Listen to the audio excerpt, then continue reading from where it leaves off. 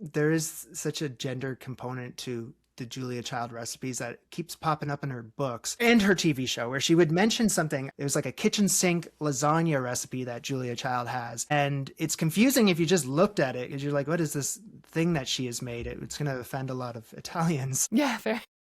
It comes from a place of, and she mentions this on her French Chef old TV show, where it was like, what do you make when your husband's coming home with company from work, kind of like the Mad Men, Don Draper type? You got to make something. What are you going to do? Well, go into your fridge, find all these leftover ingredients, throw them into a dish, and it's a lasagna, and it had like leftover chicken and ricotta cheese or cottage cheese. It was up to you, but it was just like the kitchen sink kind of lasagna. And it was just the idea of, you know, the woman being at home and having to cook for the man that was going to burst through the doors with company. So there is that gendered element in there that is probably a little dated. But the amazing thing about Julia Child recipes, or just French cooking in general, and this is just something I've discovered recently, is once you figure out something like that, you can start adding it into your own cooking, which I most recently just did, like creating a recipe from the ground up.